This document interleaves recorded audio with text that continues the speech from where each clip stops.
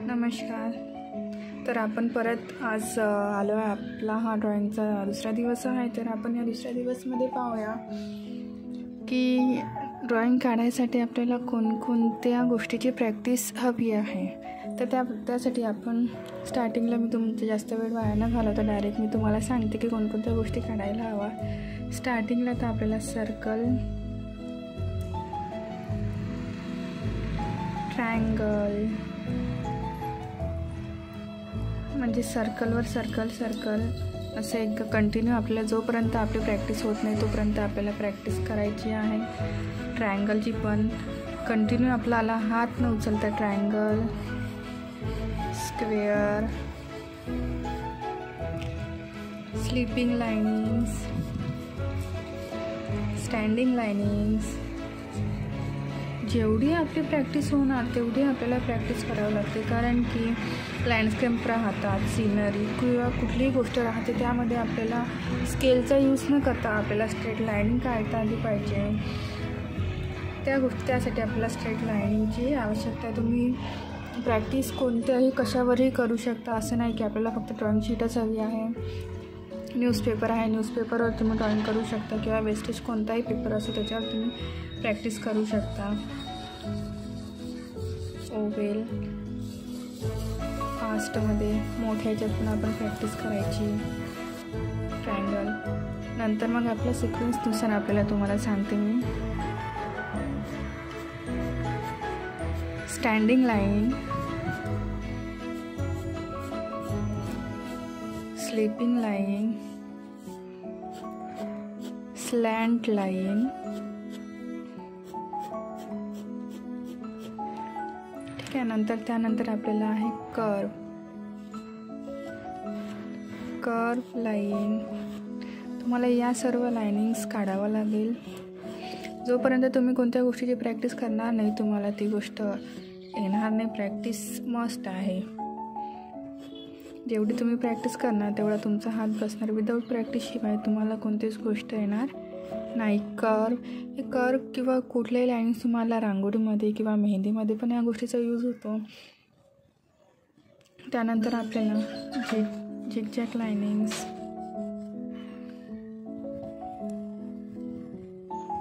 वेगवेगळ्या प्रकारच्या अशा लाईनिंग्स काढावं लागेल. नंतर आपल्याला सर्कलची प्रॅक्टिस करावं लागेल. इन म्हणजे कसं आतमधून तर बाहेरपर्यंत जेवढ्या फास्टमध्ये होईल तेवढ्या फास्टमध्ये सर्कल करायचं. आणि आउटमध्ये बाहेरून तर आतपर्यंत. बस एवढी तुम्ही सिंपल जरी प्रॅक्टिस केली ना, एवढं तुमचा जरी हात बसला ना तर तुम्हाला ड्रॉइंग काढायसाठी खूप इझी जातं. आता बघा आपण हे सर्व आकार शिकलेलं आहे. मग आपल्याला ह्या सर्व शेपचा किंवा जे आपण लाईनिंग्स, ट्रायंगल, सर्कल शिकलो आहे तर याचा यूज आपल्याला कुठे होणार, कोणकोणत्या गोष्टी आपण शिकत आहोत पण आपल्याला हे माहिती हवं ना की आपल्याला यूज कुठे होणार आहे, कोणत्या गोष्टीमध्ये यूज होणार आहे. तर बघा ही आहे, याला म्हणतात लँडस्केप पण म्हणू शकतो किंवा सिनरी पण म्हणू शकतो. आपल्याला आपण बघा कर्वचा यूज केलेला आहे.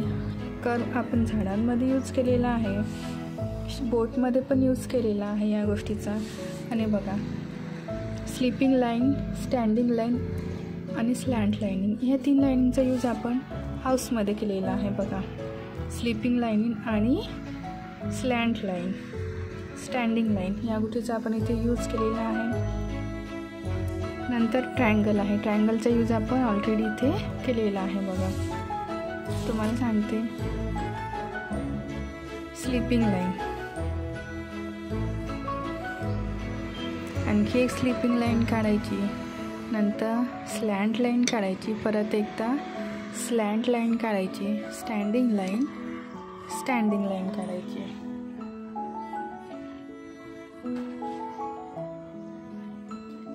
नंतर इथे परत एकदा स्लॅन्ट लाईन काढायची, इथे स्टँडिंग लाईन.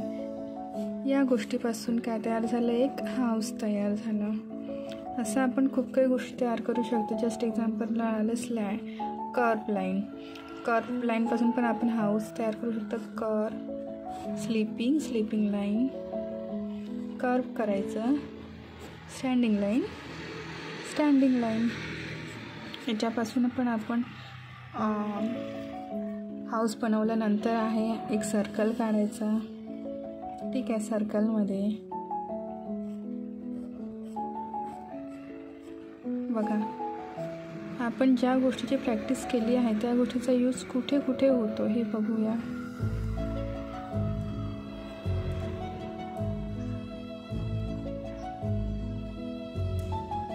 बघा यामध्ये पण आपल्याला एक याचा यूज झालेला आहे. नंतर आपण बॉल पण काढू शकते. आपण सर्कलची प्रॅक्टिस केली आहे तर आपल्याला एक बॉल पण इथे काढता येतो. अशा पद्धतीनं तुम्ही कुठलेही ड्रॉइंग काढू शकता. तर आपण नेक्स्ट क्लासमध्ये पाहूया की या सर्व शेप्सपासून आपण जे आज काढले त्या शेप्सपासून एक ड्रॉइंग कशी तयार करायची ते आपण उद्या पाहूया. थँक्यू.